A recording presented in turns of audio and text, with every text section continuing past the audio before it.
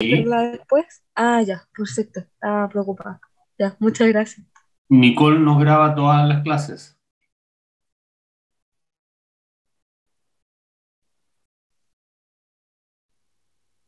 Sí, sí.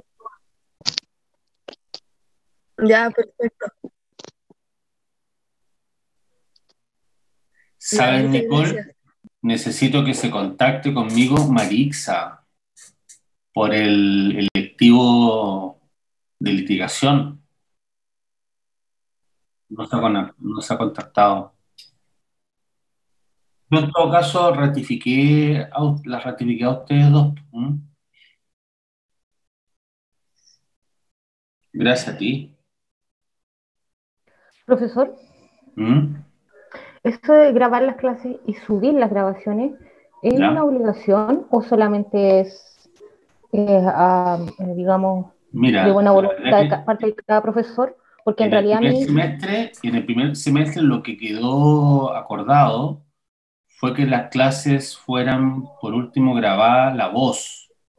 No la imagen, pero sí la voz. ya. ¿Entiendes? Lo que pasa es que yo falto a veces a las clases porque, bueno, tengo otras cosas que hacer, tengo Sí, clases a mi hijo bueno, un montón de cosas más. Y me sirve mucho, por ejemplo, en su ramo yo me siento confiada de que voy a poder escuchar la clase en un momento que tenga disponible siempre, porque claro. siempre está. Pero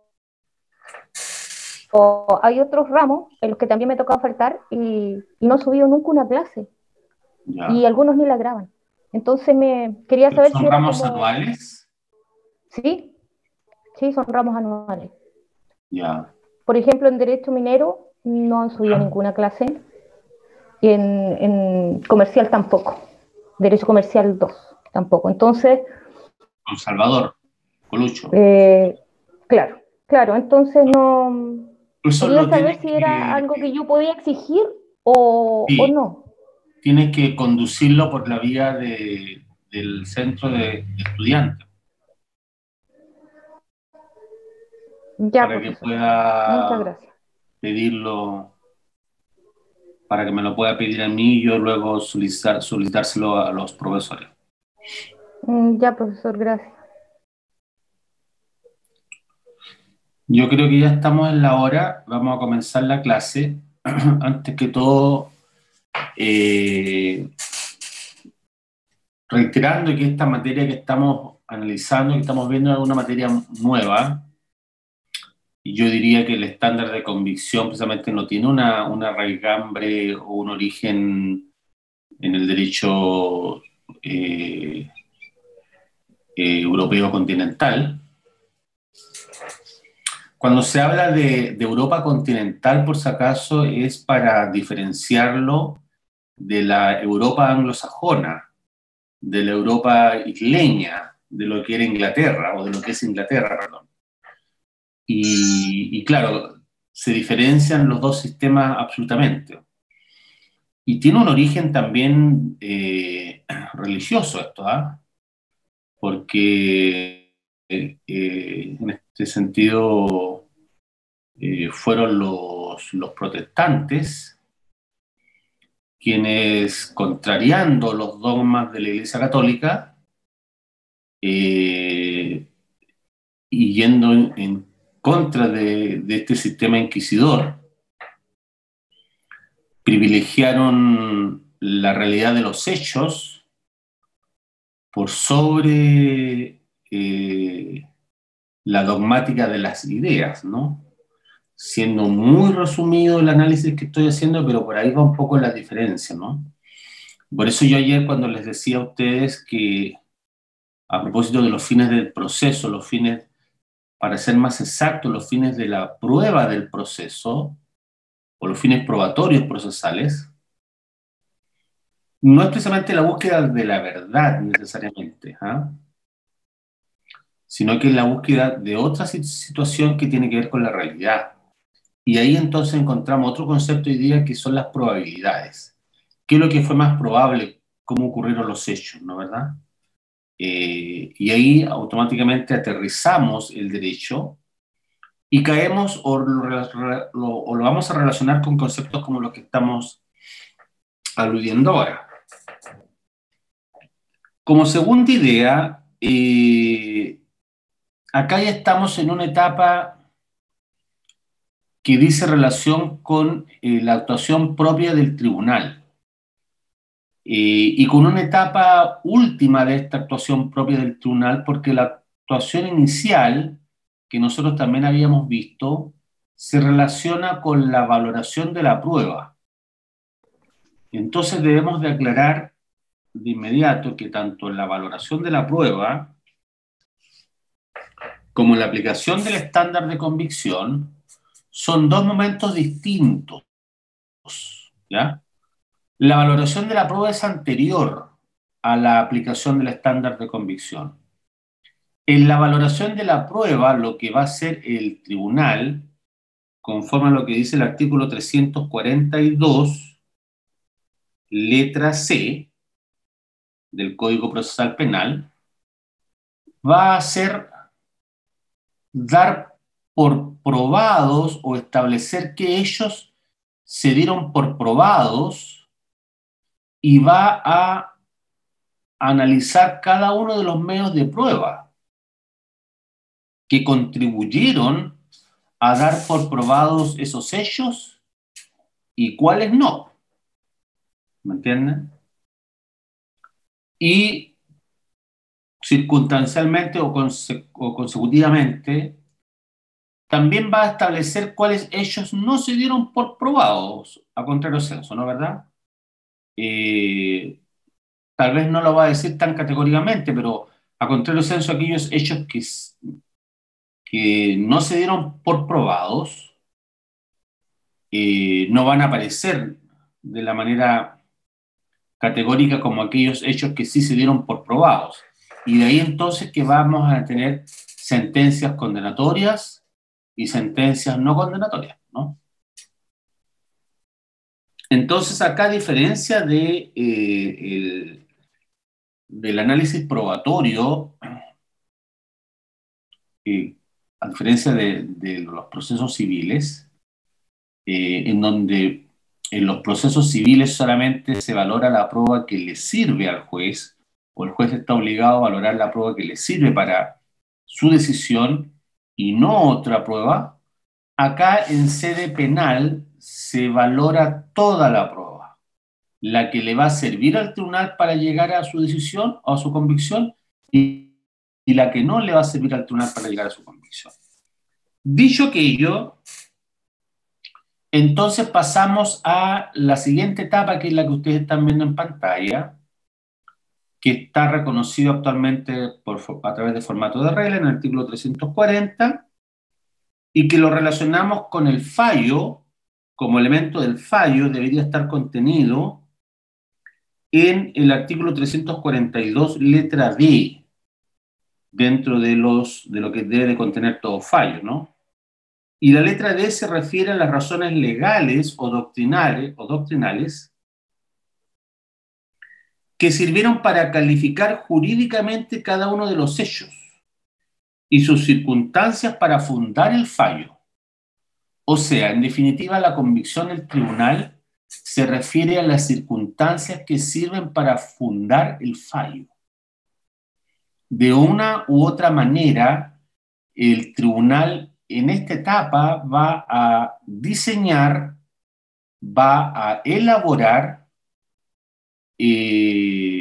su razonamiento a partir de la prueba valorada y a partir de los hechos que se dieron por probados, para poder arribar a la conclusión a la cual estaría llegando a consecuencia de este análisis racional, intelectual, lógico, dentro de la mente, ¿no?, del razonamiento de los jueces.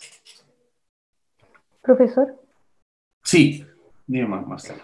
Que usted dijo que acá se analiza toda la prueba, toda, sí. Le sirva o no para probar Sí. el hecho. Entonces, me imagino que si yo soy abogado, puedo llenar al tribunal con pruebas, aunque no vayan directamente relacionados con el hecho en sí, pero que en conjunto pueden crear una convicción en el juez. Es que eso no debería de ocurrir, porque no olvides tú que en la etapa intermedia, en la audiencia preparatoria de juicio oral, mucha prueba deberá quedar declarada inadmisible. Ya, pero aunque Precisamente por no quedara ser inadmisible, pertinente, igual para, por no ser contradictoria, sustancial, ¿me entiendes tú? para declarar una prueba inadmisible, igual el juez la va a tener que leer, va a tener que revisarla, y eso nos va creando en el fondo igual cierta convicción en el juez. A ver, no te entiendo mucho hacia dónde tú quieres llegar, porque son dos tribunales diferentes. El tribunal de garantía Tiene es el que razón. declara Oh, la qué tontera. la Sí, inadmisibilidad. sí, tiene razón. No, no he Y visto eso. solamente la prueba filtrada es la que llega al tribunal oral en lo penal. ¿Ah? Mm, Esa consecuencia que tú señalas no debería de ocurrir, sino que al contrario, la sí, prueba que no sirvió, simplemente no sirvió porque no alcanzó el estándar necesario para convencer al tribunal. Probablemente la prueba estaba relacionada, era una prueba vinculante, en este caso, de una u otra manera, se relacionaba con hechos relevantes, con los hechos controvertidos, con los hechos pertinentes, ¿no? Pero no alcanzó ese estándar necesario para lograr convencer al tribunal. Ahora, a propósito de lo que tú mencionas, hay otra característica que yo creo que es relevante acá, que ustedes sepan, sobre todo en los juicios orales y cualquiera fuera la naturaleza del juicio, o sea, llámese penal, laboral, de familia, etcétera. La característica principal de la prueba es que es esencialmente indiciaria. ¿Qué significa esto? Que es una prueba esencialmente imperfecta, basada en indicios. Entonces, una sola prueba por sí misma no debiera ser suficiente para llegar a condenar a una persona. Se requieren varios medios de prueba que unidos podrían significar vencer la presunción de inocencia que tiene el imputado. Nótese que estoy señalando en términos condicionales. Podría, ¿ya? Podría. Porque la persona es presuntivamente inocente. Entonces, no es llegar y decir, ah, yo tengo hoy día, por ejemplo, una plena prueba y con esa plena prueba me basta. No. Cuando hablamos hoy día de medios de prueba, su característica principal es que es una prueba indiciaria, una prueba imperfecta, una prueba que va a estar basada en referencias, en versiones, y por muy pericial que fuera esa prueba, siempre va a poder ser controvertida. Porque no olvidemos que otra característica del juicio oral es que es esencialmente adversarial. El juicio oral es esencialmente adversarial, o sea, todo se discute. Nada podría quedar al margen de esa discusión. Veíamos ayer que por vía excepcional podían ciertos informes quedar marginados, tal vez por su escaso margen de error científico, pero sin perjuicio de ello, pueden volver a la contradicción porque a lo mejor teniendo ese escaso margen de error científico, puede haber ocurrido una situación fáctica dentro de la elaboración de ese examen que lo vuelve nuevamente esencialmente imperfecto en su resultado. Entonces, esto que yo estoy mencionando, que es muy humano por lo demás, muy real, se contrapone total y absolutamente con el sistema arreglado, con el sistema inquisidor, con el sistema de la plena prueba, por los cuales tantas generaciones de abogados fuimos formados, ¿no? Esto hoy día, para muchos colegas, cuesta que sea entendido. Cuesta que sea, yo más que entendido, cuesta que sea aceptado, ¿no? Y no se trata de discutir por discutir, eso es lo otro, obviamente, ¿no es verdad? Porque lo más probable en un sistema como el que estamos conversando ahora es que no todas las cosas van a llegar a juicio. No todos los asuntos se van a resolver por vía de juicios, sino que van a haber muchos acuerdos previos. Nuestro sistema oral está diseñado para aquello, para llegar a acuerdos previos, no para judicializarlo todo, ¿me entienden? Ya sea porque el fiscal no quiere llegar a juicio porque no tiene un caso ideal o un caso, más que ideal, no tiene un caso seguro, o por otro lado el imputado derechamente no quiere ir a juicio porque lo más probable es que con las pruebas que tiene el fiscal pueda ser condenado. Entonces quiere una menor pena o simplemente quiere una salida alternativa que le permita, cumpliendo ciertas condiciones, finalmente no ser condenado. ¿Me captan? Entonces, esto es una suerte de reflexión la que estoy haciendo con ustedes ahora, en donde en esta etapa en la que nos encontramos, convicción del tribunal, vendría siendo como la última habitación de esta casa que se llama juicio oral.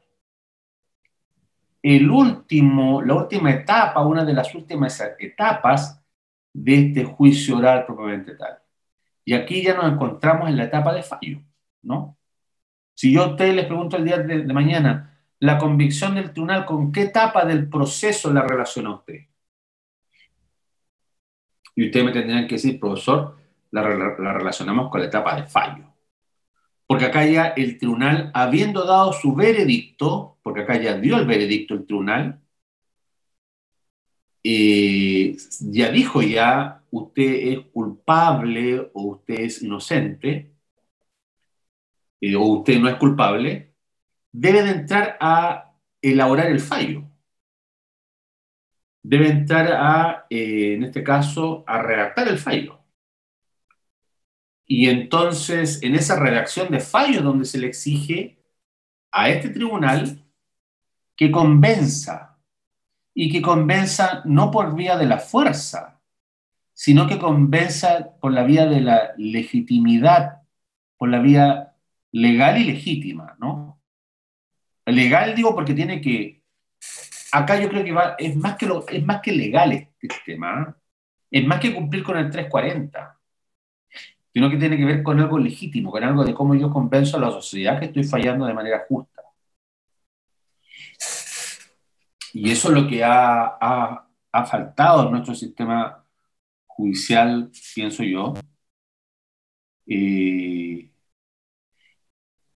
precisamente porque por mucho tiempo se falló en base a prueba que estaba precatalogada, que estaba precalificada, que estaba prevalorada, y en donde el juez solamente le quedaba otra cosa que, no le quedaba otra cosa que sumar, y con eso llegaba al resultado, pero resulta o acontece que muchas veces internamente en su foro interno el juez no estaba convencido.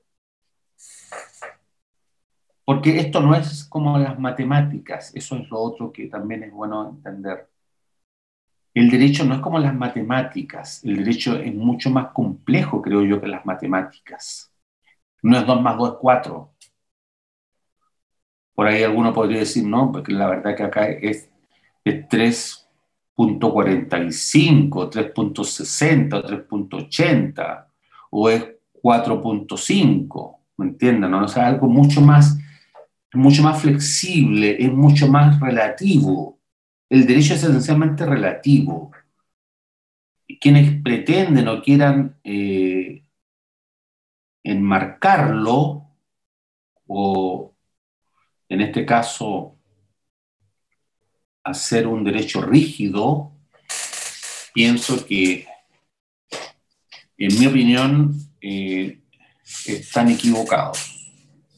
Sigo insistiendo, soy muy reiterativo cuando digo en mi opinión, porque acá las opiniones personales también cuentan. ¿Ah?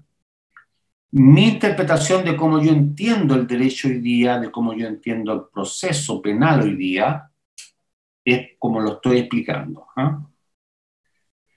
Pues bien, el estándar de convicción, ya tantas veces aludido en clases anteriores, el nuestro hoy día, el aceptado en el proceso penal, lleva el nombre de más allá de toda duda razonable. Y eso significa, en otras palabras, de manera muy sencilla y muy simple, que lo que se le exige al juez para condenar es la inexistencia de duda razonable alguna. Porque habiendo duda razonable, una o más, ese tribunal debiera de inclinarse por no condenar. Y ahí entonces es donde se genera o se podría generar un eventual reproche a la decisión del tribunal, porque precisamente no aplicó de manera adecuada el estándar de convicción. Y para eso va a existir, o existe, el recurso de nulidad. Aclaro que si yo quiero atacar un fallo por la vía de la convicción del tribunal, no lo podría hacer a través de un motivo absoluto de nulidad, según vamos a ver después. Porque los motivos absolutos de nulidad son motivos formales. O sea, al tribunal le faltó o en el fondo no cumplió con cuál o tal requisito. Cuando hablamos de convicción del tribunal, no es un motivo formal propiamente tal, sino que tiene que ver con el fondo de la decisión. ¿Me entienden? Si el tribunal aplicó un estándar diverso o lo aplicó mal, tiene que ver con el fondo de la decisión. Porque puede que haya valorado, o sea, cuando hablamos de cuestiones de forma, por ejemplo, nos referimos al 297. El 297 habla de la valoración de la prueba. Y ya sabemos que la valoración de la prueba ocurre según las reglas de la sana crítica. Ahí ya estamos hablando de cuestiones de forma, ¿no? Si la prueba estuvo bien o mal valorada. Pero cuando aplicamos o cuando intentamos reprochar el fallo por la aplicación indebida del estándar de convicción, ya no es un motivo absoluto de nulidad, sino que estaríamos ya entrando a otras causales del recurso de nulidad que vamos a ver más adelante, que sería, por ejemplo, el haber transgredido derechos fundamentales. ¿Y cuál es el derecho fundamental que se estaría transgrediendo en este caso? El debido proceso. Porque todo debido proceso hoy día exige que se aplique correctamente un estándar de convicción, por ejemplo. O sea, no tan solo que exista, sino que se aplique correctamente.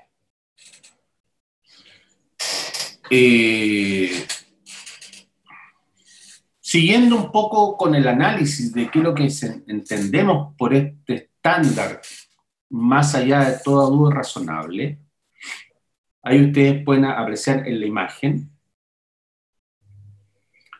que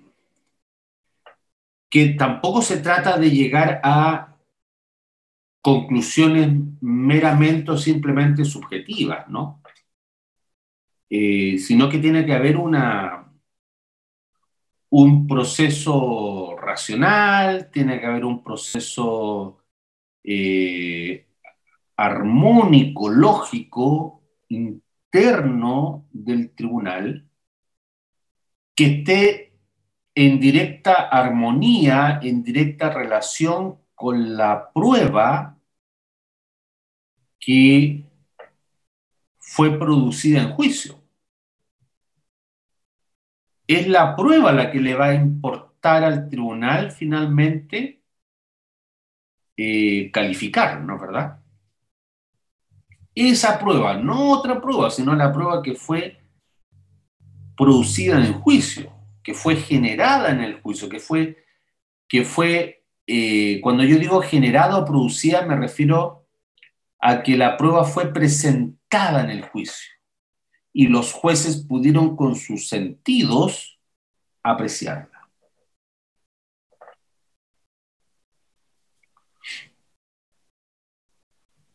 Esta idea también es importante, ¿eh? No estamos hablando tampoco de convicción absoluta. Tal vez de un alto margen de convicción, sí, porque no es llegar y condenar a una persona y privarla de libertad. ¿Por qué digo que no convicción absoluta? Porque en el fondo podrían generarse por ahí algunas dudas, pero que no son razonables. ¿Qué dudas no son razonables? Desde lo más grosero o grotesco, como lo son las dudas imaginarias, las dudas físicamente imposibles, ¿no?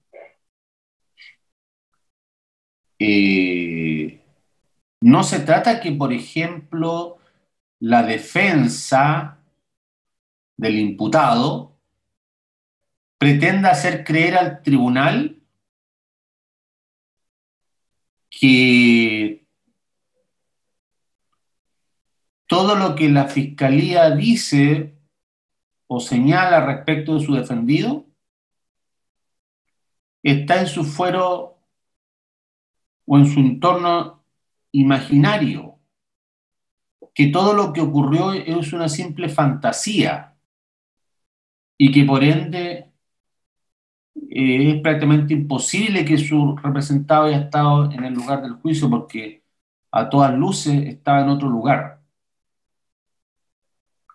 Pero resulta que los hechos demuestran lo contrario, porque el imputado sí estaba en el lugar del juicio y sí participó conforme a lo que señala el Ministerio Público. Físicamente imposible sería decir que el imputado no estuvo en el lugar del juicio y llegó al otro lugar donde señala haber estado de manera rápida y rauda, porque voló por los aires y logró llegar a ese lugar donde dice la defensa, pues, por ejemplo. O sea, eso es físicamente imposible. Ir contra las leyes de la naturaleza es imposible. Ir contra las fuerzas de gravedad, por ejemplo, es imposible. Es casi ridículo, ¿no?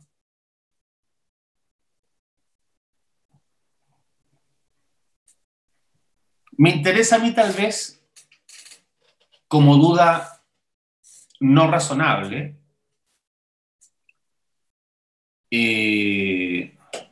analizar la teoría de los cabos sueltos, que sí podría estar en el límite, por así decirlo, en algunos casos, ¿no? La teoría de los cabos sueltos expone o expresa que pueden existir dentro del relato de los hechos situaciones, circunstancias, características de elementos materiales relacionados con los hechos que no necesariamente fueron o lograron ser unidos, ¿entienden? O más bien, dicho de otra manera, existen en el relato de los testigos, por ejemplo, en relación con los hechos, ciertas diferencias, y por eso se dice cabos sueltos, ciertas diferencias, pero esas diferencias no resultan ser trascendentales como para lograr llegar a una duda razonable. Les voy a citar el siguiente ejemplo, que tiene que ver un poco con la percepción de las personas, ¿no? Es como si, habiéndose perpetrado, perdón, el hecho, uno de los testigos dice que el hechor andaba con un abrigo oscuro. Dice ser de color negro. Y el otro testigo dice que el hechor andaba con un abrigo de color plomo oscuro. Otro testigo dice andaba con un abrigo oscuro, de tela oscura. No recuerdo el color, pero era una tela, un color oscuro. Si yo, en este caso, comparo el relato de esos tres testigos, indudablemente que no me va a arrojar en beneficio de la defensa una duda que sea razonable, como que en el fondo existe una gran diferencia entre el color negro con el color plomo oscuro, o con el otro testigo que dice que era de color oscuro, porque en el fondo los tres me están refiriendo a algo que es más o menos oscuro, ¿me entienden o no? Distinto sería si uno me dice, no, el hechor iba con un abrigo de color verde, y el otro me dice, no, iba con un abrigo de color rojo. Ahí sí ya hay diferencias que me podrían arrojar o me podrían llevar a en este caso, a una duda razonable, ¿no? Pero en el relato anterior, la verdad que esos cabos sueltos que hay no alcanzan a dudas razonables. Y como no alcanzan a dudas razonables, permitirían condenar. ¿Me entienden? Otro ejemplo. Resulta que el vehículo conducido por la persona que participó en el atropello de un sujeto, para uno de los testigos, el tapiz del vehículo era de color café.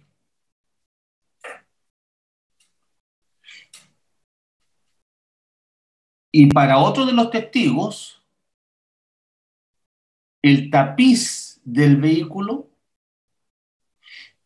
de los asientos del vehículo, perdón, era de un color indeterminado, que no recuerda ahora. La pregunta es, respecto de un accidente de tránsito, en donde existe un atropello de una persona, por ejemplo. ¿Qué será lo relevante? ¿Será importante el tapiz, el color del tapiz del vehículo, de los asientos del vehículo? No. Lo relevante es las características externas del vehículo. O sea, partiendo ya de la forma del vehículo. Porque si uno me dice que es un automóvil y otro me dice que es un furgón, ahí sí que yo estoy en contradicciones importantes. O sea, claramente existen medios de prueba contradictorios, ¿no? O uno me dice que es de un color el vehículo y otro me dice que es de otro color diferente, claramente ahí ya. Eso no es cabo suelto. No sé si me estoy dando a entender. Cuando hablamos de la teoría de los cabos sueltos, estamos hablando de cosas que, unidas unas con otras, no permiten precisamente llegar a una duda razonable, porque ya se construyó por otra vía la convicción del tribunal que sí le permitió entender o en este caso demostrar cierto grado de participación del imputado, ¿no? No sé si tienen alguna pregunta con respecto a esto. Es medio complejo esto, ¿eh? No es tan sencillo. ¿Lo entendieron bien? Sí, profesor. Yo también. Sí, ¿se Sí. entendió? Eso. ¿Se entendió bien? Sí. Ya. Otra duda posible son las denominadas dudas articuladas.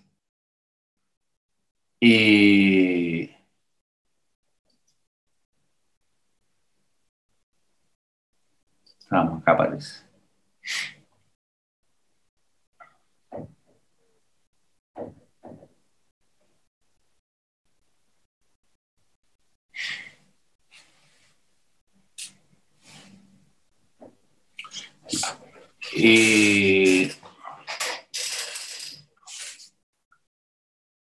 La duda articulada, en definitiva, también un poco volviendo a los ejemplos anteriores, ¿no? Vendría siendo esa duda que está desgregada, esa duda que aparece como en definitiva inserta en un escenario en donde se aleja total y completamente de los hechos esenciales del caso en estudio, ¿no?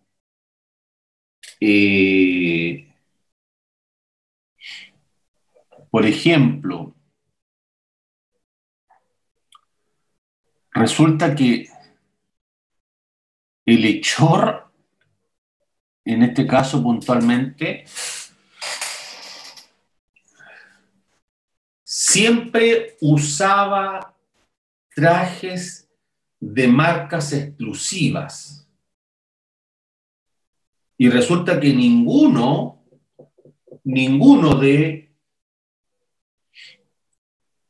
de los testigos fueron capaces de mencionar cuál era la marca de el abrigo que usaba el hechor. Solamente se refirieron al color y nada más. Y a mí me interesa que diga la marca. Eso claramente también está relacionado hasta con no con lo físicamente imposible, pero con algo muy, muy, como la frase, pues, ¿no? El artículo. El artículo es algo accesorio de la frase, ¿no? El artículo no es el verbo, no es el predicado, ¿no? Que son más completos. Claro, puede ser él o ella, es cierto, pero sigue siendo algo accesorio. ¿ya? No es como el verbo sí es importante. Dentro de los medios de prueba, de los hechos, si yo voy al verbo, ahí ya claramente sí me interesa porque va a ser de la esencia. O sea, el color del abrigo, por ejemplo, derechamente para mí, haciendo la metáfora, vendría siendo el verbo, ¿no? Entonces se van a ir generando dudas, que esas dudas, por descarte, yo tengo que, en un análisis que haga interno, primero el juez, después las partes, cuando lean el fallo, tendrán que ver si las dudas eran o no razonables, dependiendo de la posición donde se encuentren.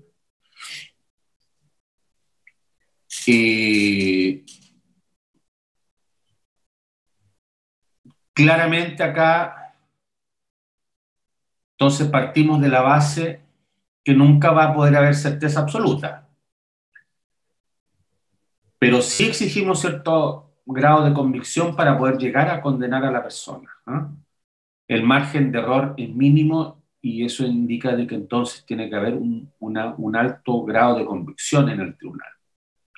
Apareciendo dudas razonables, automáticamente entonces ese tribunal debería de no condenar.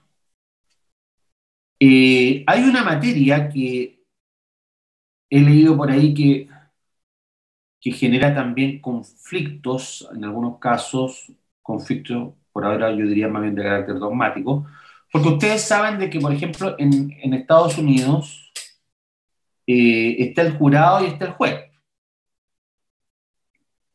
El jurado da el veredicto y el juez aplica el estándar de convicción. O sea, el juez fundamenta el fallo.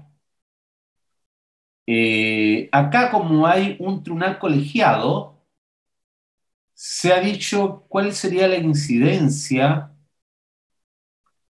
del estándar de convicción cuando hay un voto de minoría. O sea, dos jueces estuvieron por condenar y uno estuvo por no condenar, por ejemplo. ¿Qué pasa con el estándar de convicciones?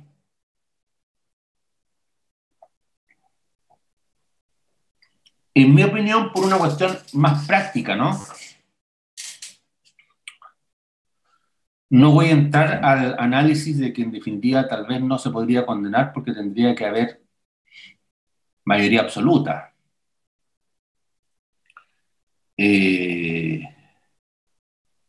O más que mayoría absoluta, debería de haber unanimidad del tribunal para condenar.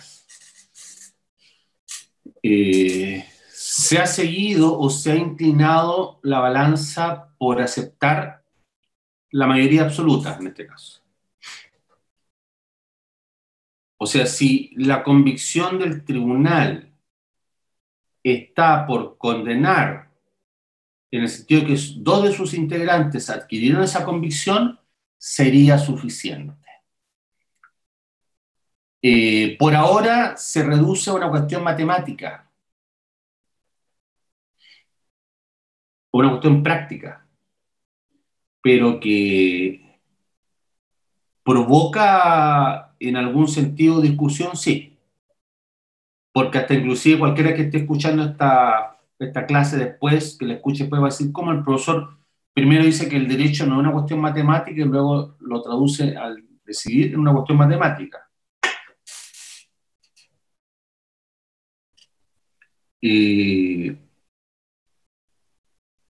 Pero como es una decisión, finalmente, lo que estamos hablando ahora, la decisión, por ahora al menos, se exige que sea como ocurre tradicionalmente en las decisiones de los tribunales colegiados, que venza el voto mayoritario. Creo que como sociedad tal vez no estamos preparados por ahora para aceptar la unanimidad, porque, claro, si somos finos, si somos exigentes en las convicciones y si aceptamos como sociedad la presunción de inocencia de manera importante o de manera radical, entonces sí deberíamos de exigir la unanimidad al momento de condenar. No sé qué opinión tienen ustedes con respecto a esto que he dicho al final.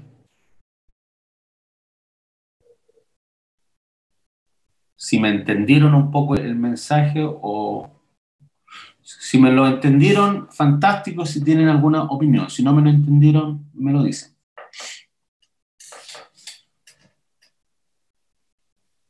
Profesor, ¿Sí? ¿me escucha bien? Totalmente. Ah, ya. Con respecto al tema de la mayoría absoluta, En este caso la unanimidad, ¿no? sí, no implicaría que el estándar de convicción es menor, más allá de toda duda razonable, porque como en Chile se está aceptando que dos jueces de un tribunal colegiado, por ejemplo, condenen y hay un voto diferente, aún así se condena, ¿no? Claro, Implica que existe una duda razonable, pero aún así se condenó. claro. Es que ahí, por eso que los quería escuchar a ustedes, porque hay quienes interpretan lo que dice Pablo. El estándar de convicción no sería tal vez tan alto porque ya uno de los integrantes del tribunal tuvo dudas razonables y estuvo por no condenar. Entonces se ha preferido seguir con la tradición de cómo votan los tribunales colegiados por sobre lo que estamos conversando ahora. Y por eso digo, como sociedad tal vez no estamos preparados para, o no estábamos, claro, no estamos preparados aún como para aceptar estos nuevos criterios y para defender la presunción de inocencia, ¿me entienden o no? Y creo que no estamos preparados porque la verdad que ocurren hechos a nivel nacional y ya en audiencias de prisión preventiva, la persona ya está siendo condenada por la sociedad. Entonces, figúrense si aceptáramos para condenar a alguien, si exigiéramos para condenar a alguien, la unanimidad de los jueces.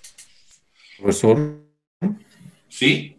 quizá en ese caso no sería algo tan matemático según yo, porque quizás lo que importa no es este voto minoritario, sino que lo que importaría serían los fundamentos que dé el juez, que vota porque hay duda razonable quizás.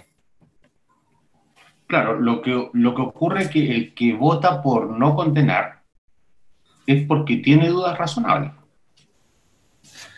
Sí, pero habría que entrar como a analizar qué es lo que le genera esa duda razonable y se convence más que lo que la decisión de los otros dos jueces. Claro, eso finalmente se va a analizar o se debiera analizar por la vía del recurso de nulidad, que en este caso seguimos nosotros respetando el debido proceso y si ese fallo es recurrible por la vía de la nulidad, el Tribunal Superior Jerárquico en Derecho va a poder revisar el fallo, ¿no es verdad? Va a poder Profesor, emitir una nueva decisión.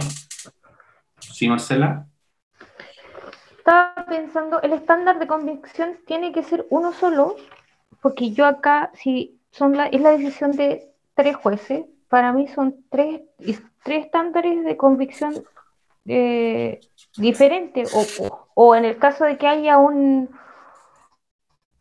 que tenga alguna duda y falla en contrario, serían por lo menos dos estándares distintos, ¿o no? No, el estándar de convicción es uno solo. Los tres aplican el mismo estándar. Lo que pasa es que para algunos,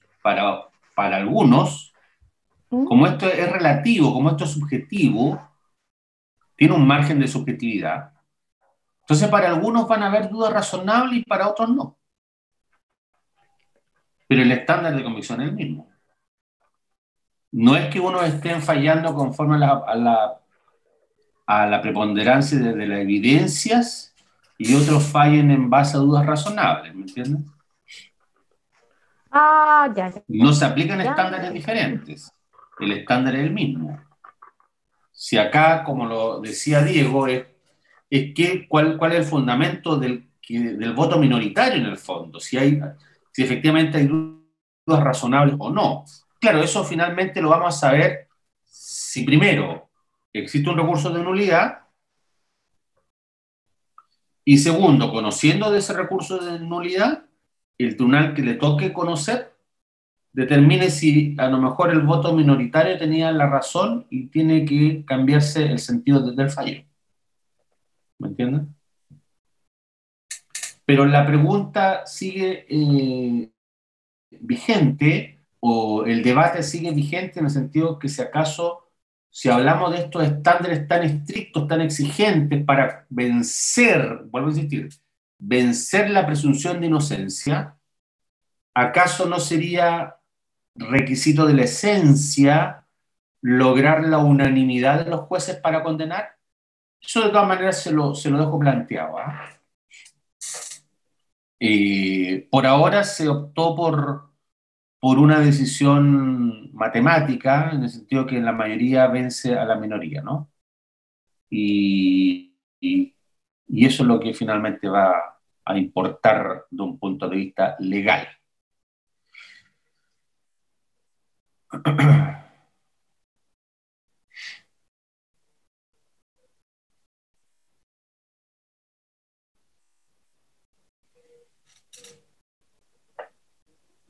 Esto ya es lo que habíamos dicho, ¿no?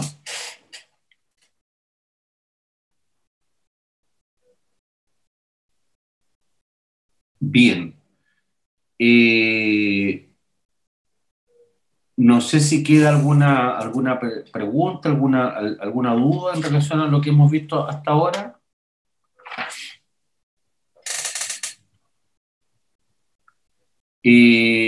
Yo sé que lo había señalado, pero lo reitero ahora.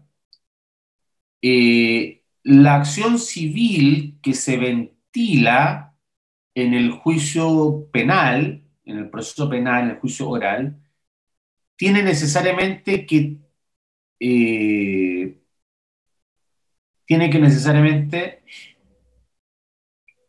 ser decidida con otro estándar de convicción. Y nuestro Código Procesal Penal, si hay algo que también importa resaltar, destacar,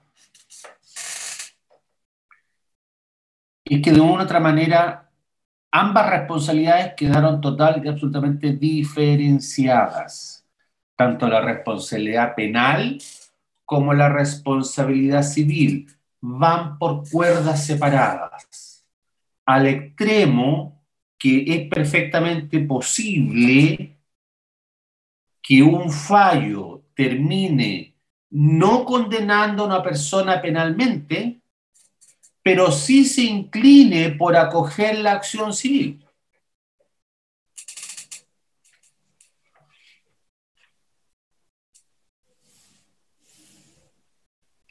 Voy a leer lo que dice el artículo 349. Pronunciamiento sobre la demanda civil. Tanto en el caso de absolución como en el de condena, se refiere a condena penal, ¿no? Deberá el tribunal pronunciarse acerca de la demanda civil válidamente interpuesta. Si fuera lo contrario, obviamente que el legislador hubiera dicho, habiendo sido no condenado el imputado, se tendrá por desechada la demanda civil, por ejemplo, ¿no? Acá no, acá dice que condena o no condena en sede penal, tiene que siempre pronunciarse el tribunal respecto de la demanda civil válidamente interpuesta. Y hay otro artículo anterior en el Código Procesal Penal que refiere claramente o distingue claramente la diferencia de ambas acciones, ¿no? Voy a ver si lo encuentro ahora, de lo contrario, me parece que ya lo habíamos dicho en todo caso, ¿eh? Cuando vimos la acción civil dentro de, cuando se interponía la acción civil.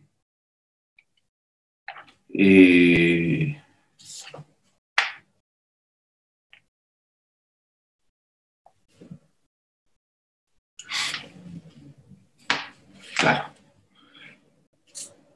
El artículo 67. Independencia de la acción civil respecto de la acción penal. La circunstancia de dictarse sentencia absolutoria, o sea, no condenatoria, en materia penal, no impedirá que se dé lugar a la acción civil si fuera legalmente procedente. O sea, con esto yo le estoy demostrando a ustedes, o sea, con esto le estoy diciendo a ustedes que el legislador diferenció estándares de convicción, porque es de toda lógica que para condenar en materia civil no debería requerir tanta convicción, por así decirlo. Y por eso los americanos, por ejemplo, hablan de la preponderancia de las evidencias. O sea, ¿qué resultó ser más determinante? ¿Qué resultó ser más probable?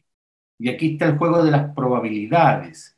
Y aquí a lo mejor para los que les gustan más las matemáticas podrán decir, ya, aquí estamos hablando de un porcentaje de la mayoría. Mayoría 50% más uno, mayoría manda. ¿Me entienden? Lo que inclina la balanza a favor de uno perjudica al otro. Pero el margen podría ser muy estrecho, o sea, estamos hablando de márgenes diferenciados mínimos. ¿Existirá algún cuestionamiento ético acá? Tal vez no. Porque lo que está en juego es algo patrimonial, no la libertad de una persona. Siguiendo esta misma lógica, no resulta razonable que aplique el estándar tan alto, tan radical, de más allá de toda duda razonable para condenar civilmente a una persona. De lo contrario, no tendría fundamento el artículo 67, ni tampoco la disposición legal que les leí anteriormente. No tendría fundamento el 349. ¿Me captaron, no? Entonces, por ahí va un poco el análisis de los estándares de convicción que están diferenciados. ¿Eh?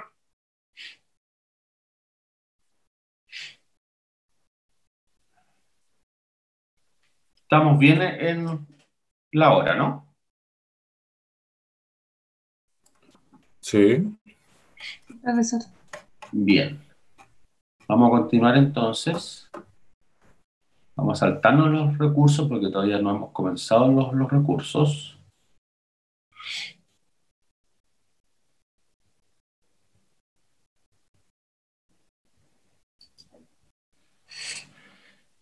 Y vamos a irnos al escenario de los procedimientos especiales.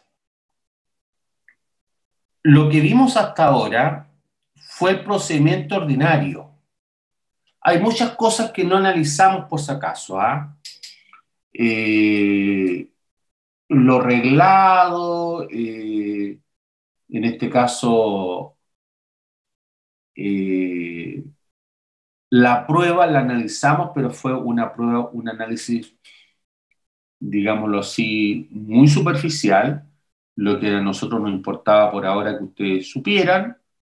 Y lo aclaro porque en definitiva ustedes a lo mejor se van a encontrar con el código, van a hallar otros detalles que no viene al caso tal vez que ustedes por ahora lo sepan, porque el día de mañana, para los que les guste el derecho penal, por ejemplo, van a tener ya que entrar a un estudio más pormenorizado, ¿no? Vamos a ver el procedimiento abreviado. El procedimiento abreviado, y esto es lo que me interesa que ustedes se queden con estas ideas. El procedimiento abreviado es una de las mejores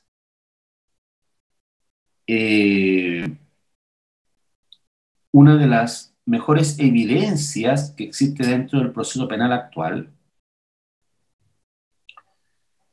que al legislador, al sistema, le interesa mucho que las partes lleguen a un acuerdo,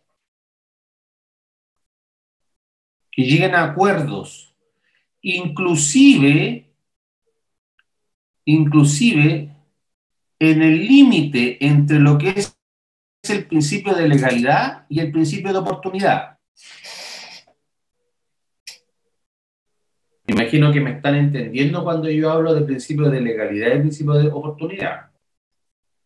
Principio de legalidad no es otra cosa que la persecución penal a rajatabla. Yo persigo todo lo que penalmente significa delito. Y principio de oportunidad es que no, pues yo probablemente no voy a perseguir todo lo que signifique delito, porque existen otras razones, ya no tan solo de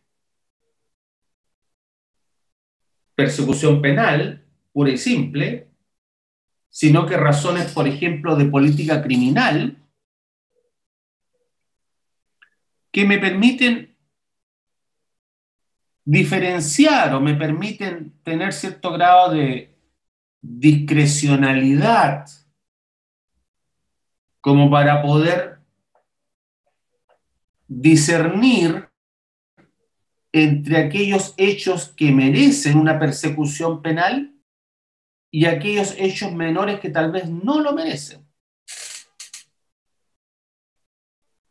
Pero para que aquello ocurra, tiene que haber una sociedad civil también que esté convencida de estos efectos, que esté convencida de estas decisiones, de estos acuerdos. El procedimiento abreviado, jóvenes, en definitiva, equivale a decir, por una parte, yo, Fiscalía, Ministerio Público, tal vez no tengo un caso tan ganable, pero tengo un caso. Y para el imputado, es decir, sí, probablemente, para la defensa, probablemente el imputado tiene el Ministerio Público tiene un caso y me puede ganar. Y como me puede ganar, prefiero el acuerdo de una pena menor respecto de la cual, si el tribunal condena a mi representado, ese va a ser el máximo aplicable. Porque lo que hace el Ministerio Público en un procedimiento abreviado es establecer el tope, el techo de la pena. Por ejemplo, voy a colocar un ejemplo para que ustedes lo capten y lo entiendan. Estamos hablando, voy a poner un ejemplo más clásico y no tan reciente como los que operan luego de las últimas reformas. Estamos hablando de simples delitos siempre, ¿no? Por lo general. Resulta que la persona, si iba a juicio, iba a ser condenada a presidio mayor, a presidio menor en su grado máximo. O sea, podía ser condenada hasta 5 años. Y resulta que con el procedimiento abreviado que le ofrece el fiscal le dice, ya, vayamos a procedimiento abreviado y yo ofrezco como pena máxima presidio menor en su grado mínimo. O sea, la pena llegaría a 540 días.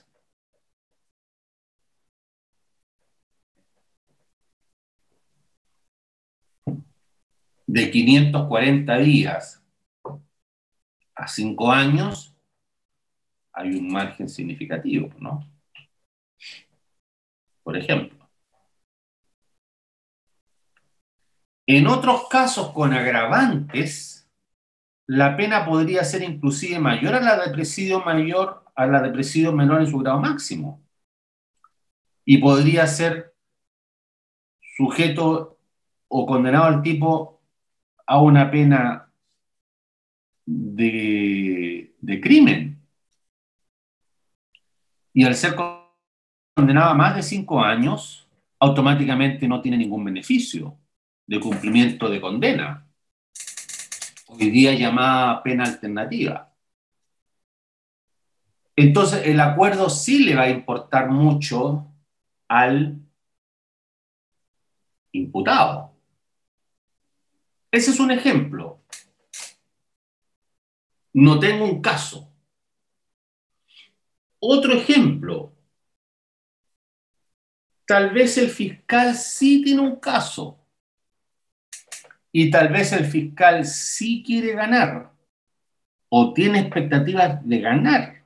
Tiene un caso y tiene medios de prueba significativos como para poder ganar. Pero resulta de que la persona a la cual le va a ofrecer un procedimiento abreviado le va a colaborar en otra investigación. O en la misma ya. Supongamos que le va a colaborar en la misma. Pero en esa misma investigación van a aparecer otros sujetos que sí van a tener un mayor grado de participación en los hechos. El ejemplo más clásico es aquellos delitos vinculados con tráfico de estupefacientes. Yo tengo a uno solamente, pero ese que tengo como imputado, la verdad que en la cadena de mando es menor, digámoslo así. En cambio, puedo llegar a otros. Y resulta que este que está imputado y que lo vamos a condenar por el procedimiento abreviado, o vamos a pretender condenarlo por el procedimiento abreviado, perfectamente me podría servir como testigo. Entonces, esos son acuerdos. Son acuerdos, ¿me entiendes? Eso, en otro escenario, en el escenario inquisidor, era inviable, era imposible. Porque el escenario inquisidor lo que siempre buscaba era la aplicación absoluta del principio de legalidad. Estos acuerdos que estamos hablando ahora no son viables en un principio inquisidor. Solamente lo podrían ser en un sistema acusatorio como el que estamos conversando ahora. ¿Ya? No sé si hay alguna pregunta en relación con lo que yo he dicho hasta ahora.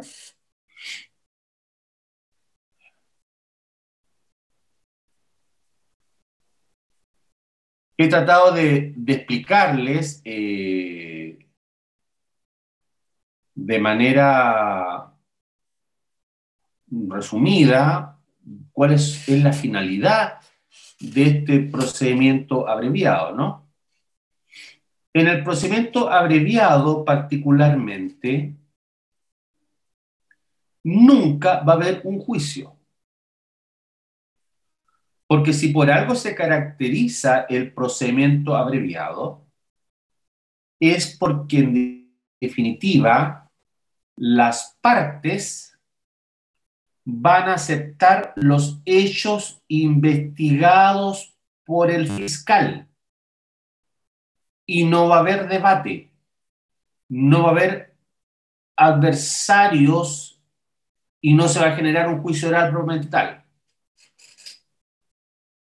Entonces, ¿qué hace el imputado? El imputado a través de su defensa dice, sí, yo acepto los hechos que investigó el fiscal.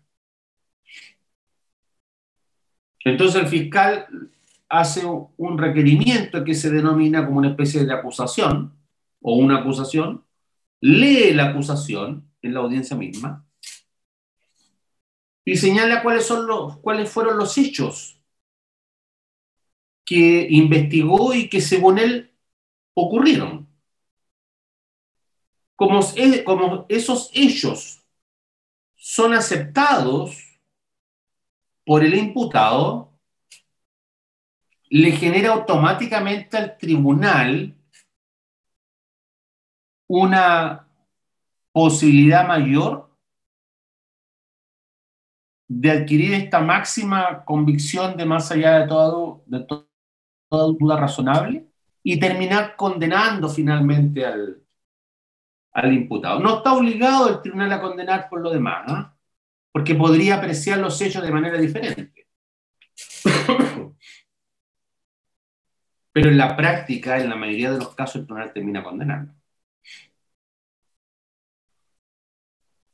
Y así entonces, lo que las partes hacen y lo que el sistema acepta de buena manera es evitar juicios orales, permitir que el imputado pueda cumplir condena en libertad en muchos casos, aplicar condenas menores por la vía de la responsabilidad civil, tal vez con una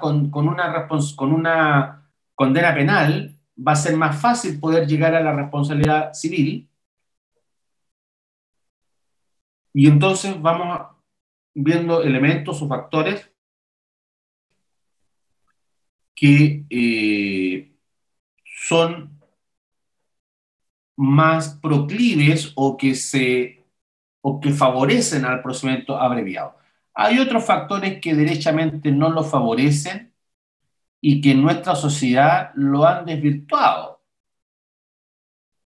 porque precisamente con ciertas decisiones lo que ha ocurrido es que la sociedad no haya legitimado esa discrecionalidad que tiene el Ministerio Público para decidir si sigue adelante o no con un caso, ¿me entienden?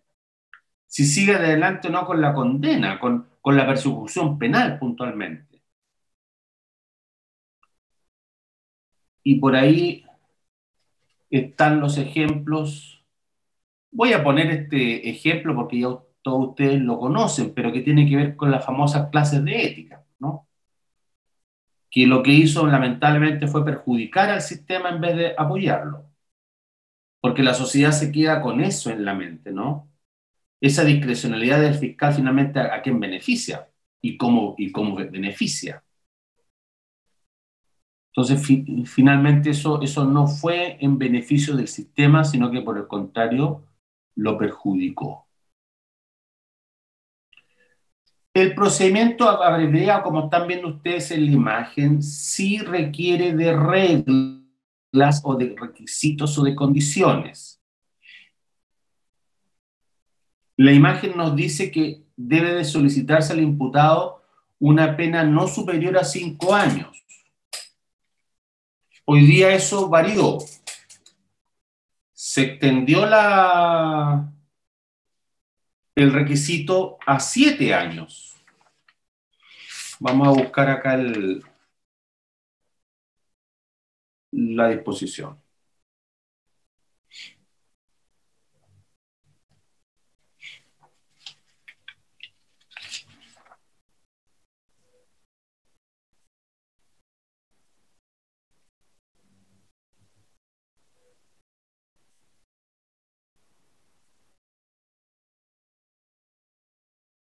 ¿Alguien me puede leer el inciso primero? Es un poquito largo, pero el inciso primero del artículo 406, por favor.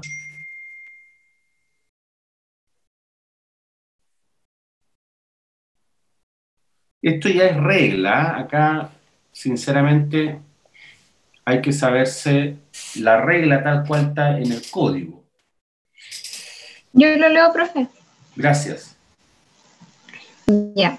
Artículo 406. Presupuestos de procedimiento abreviado.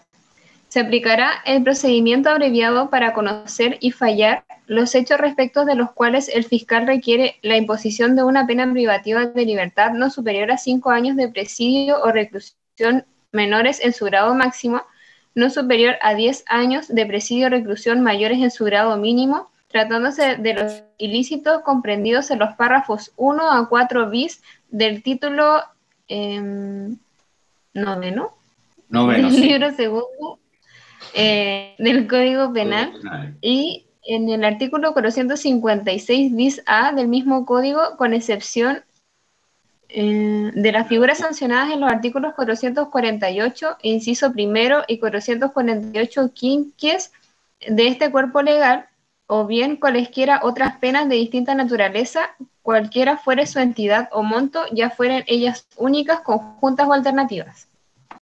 Ya. Si te fijas, gracias, de la lectura de esta disposición, claro, anteriormente solamente era requisito que se pidieran penas no superiores a 5 años, pero hoy día se amplió el margen, o sea, para cierta categoría de delitos también pueden ser 10 años.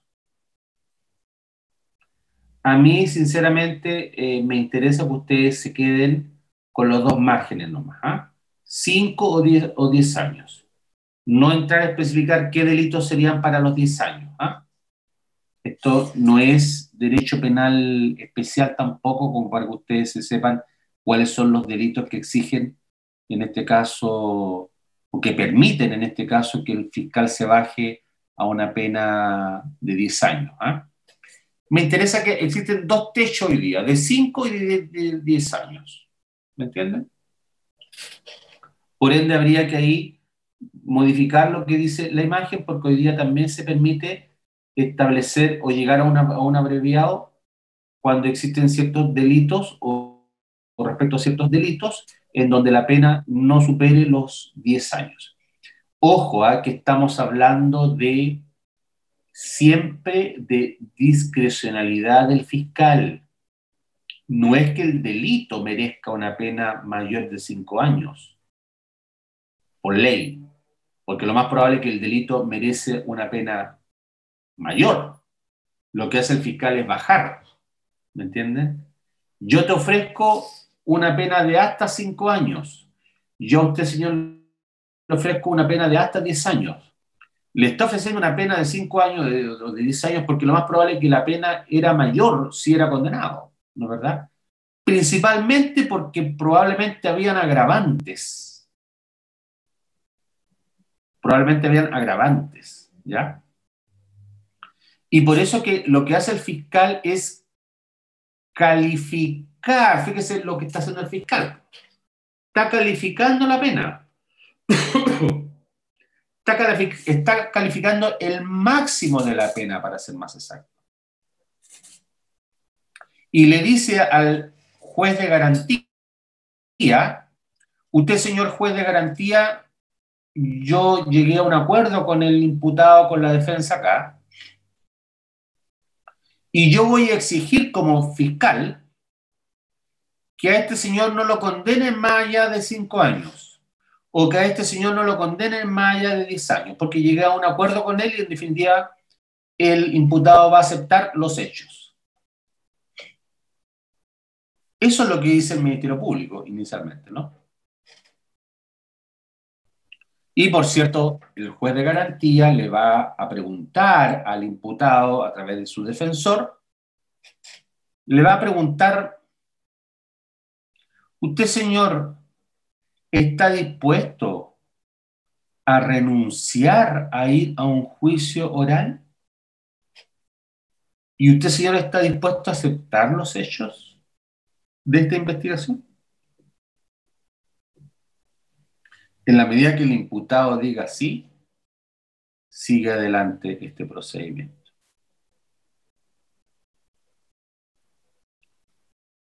el sistema está entendido, o debiera de entenderse, mejor dicho, no desde el prisma de que le están haciendo un bien al imputado, sino que debiera de entenderse desde el prisma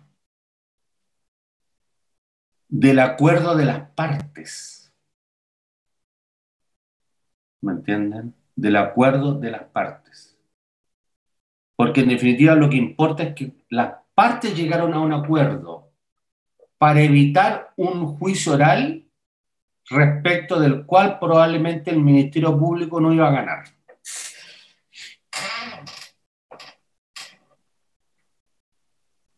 Así debiera de entenderlo la sociedad al menos. Bien.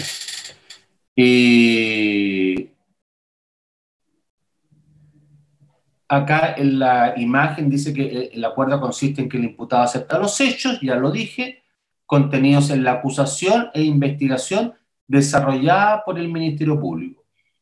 ¿Se acuerdan hasta cuándo era el momento en que podía ocurrir este acuerdo, no?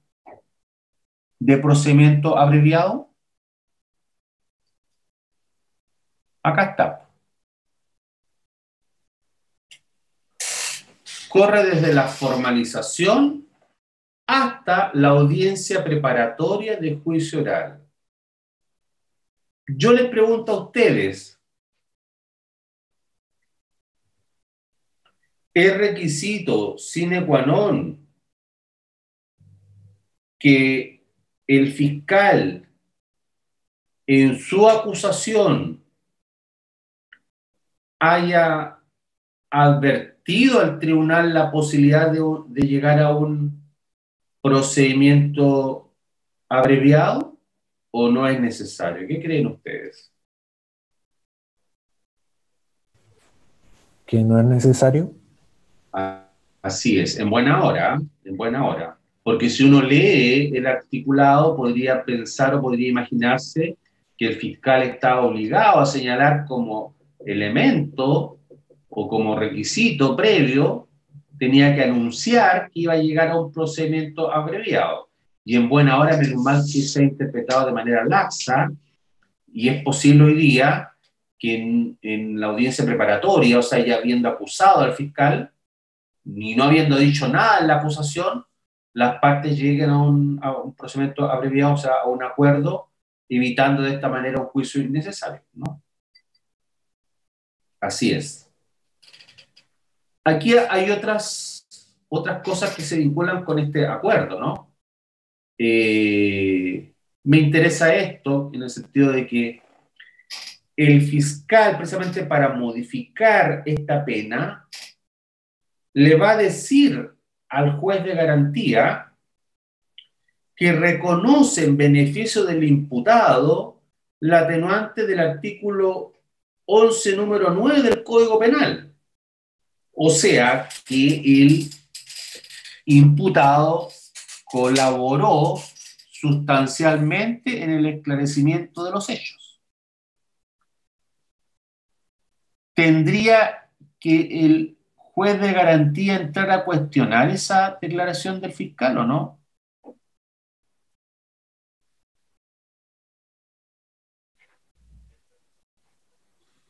¿Qué piensan ustedes?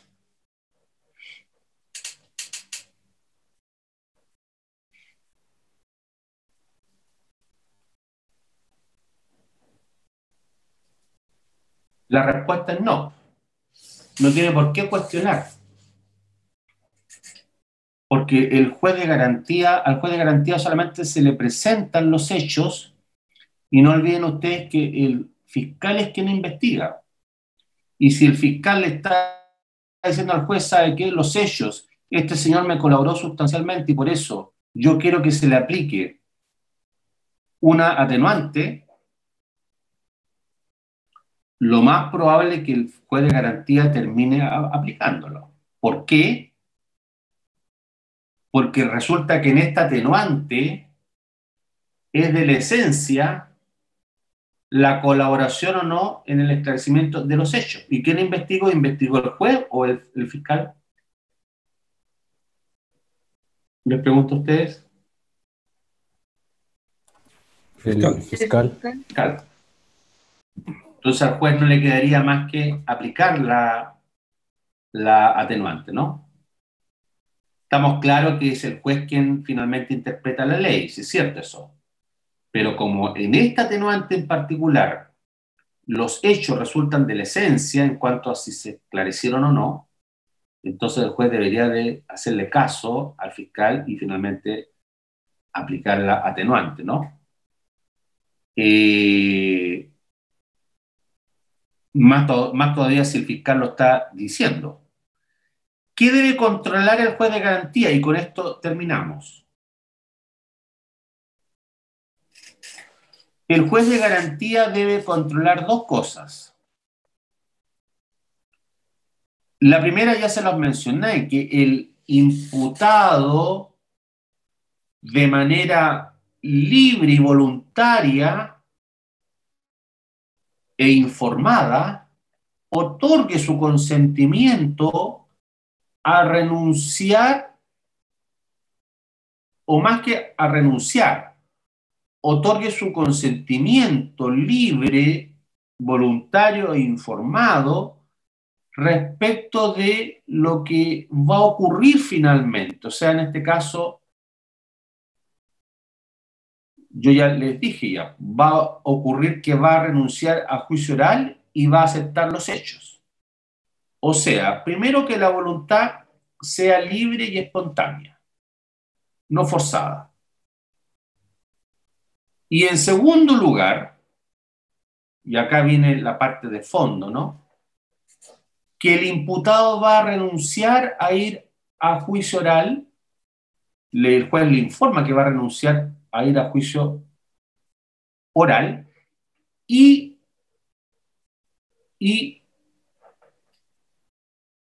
por ende va a renunciar a defender su no culpabilidad, obviamente.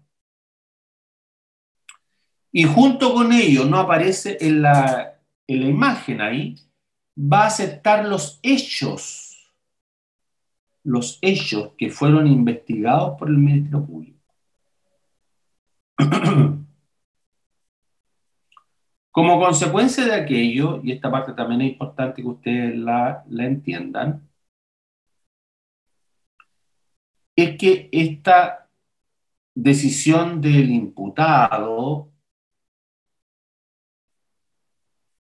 en cuanto a renunciar a juicio oral y en cuanto a, principalmente, a aceptar los hechos, podría eventualmente el juez decir sí, este señor resulta que colaboró sustancialmente en el esclarecimiento de los hechos, sí. Pero aún así el juez de garantía podría inclinarse por decir estos hechos no me convencen en cuanto a la existencia de un delito penal. ¿Qué será lo relevante acá? Es que pueda fundar debidamente su fallo.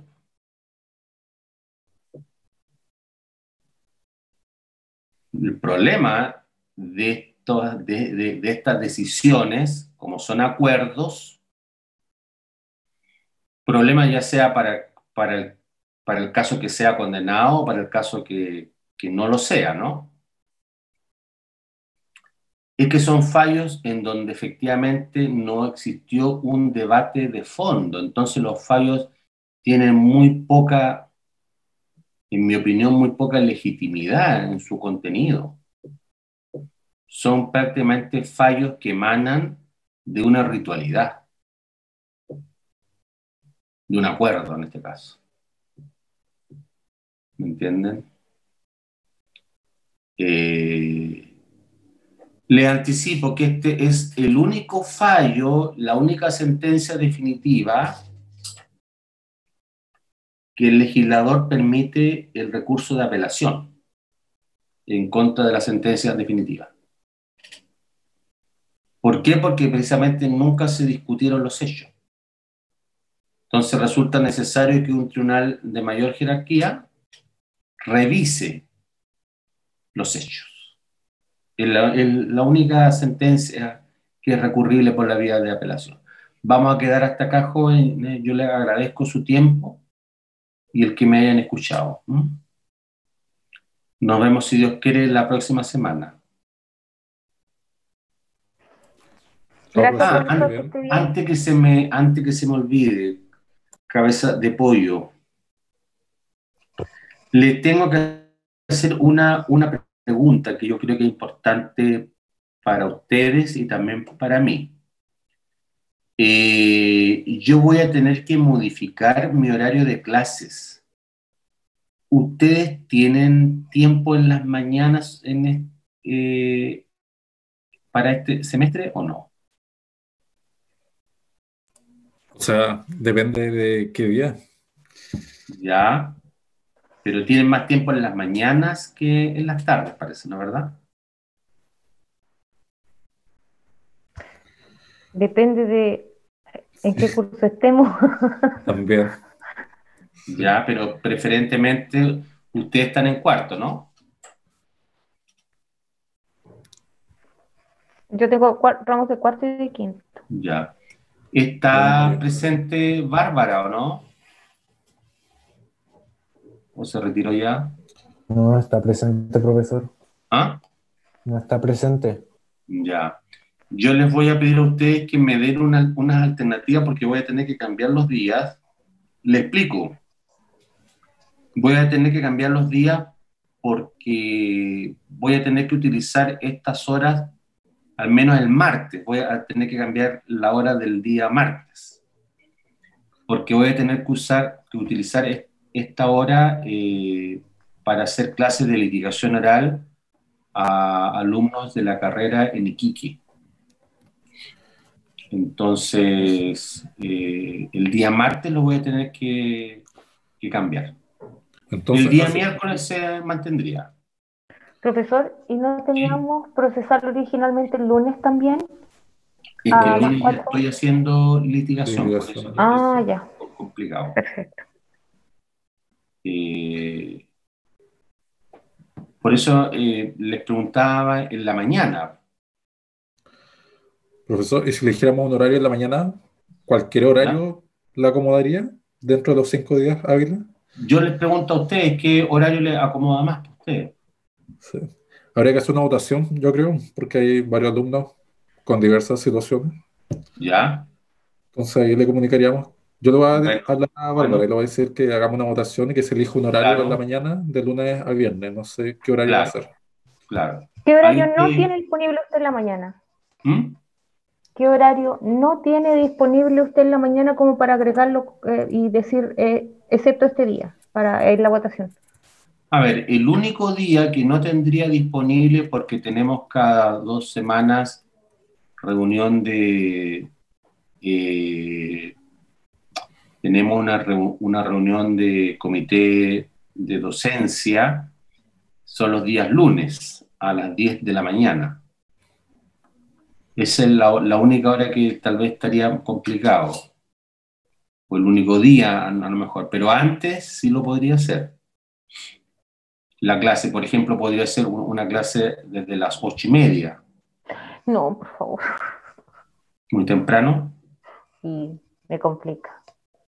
Ya. Por eso Pero quedo bueno, ahí en votación entregado a lo que vemos. ustedes me señalen. ¿Ah? De martes a jueves, idealmente. Sí, Ya. en la mañana preferentemente sí, porque como tengo desocupadas las mañanas más que las tardes, obviamente, entonces estoy disponible para hacerles clases en la mañana. Y sería un día, porque el otro día lo conservaría. ¿Ah? Ya, profesor. Yo creo que Diego, que es como el que más entiende de votaciones y eso, va a informar al curso Por y favor. que la Bárbara le comunique el Yo le voy a resultado. informar a la Bárbara. Ya, jóvenes, que estén bien.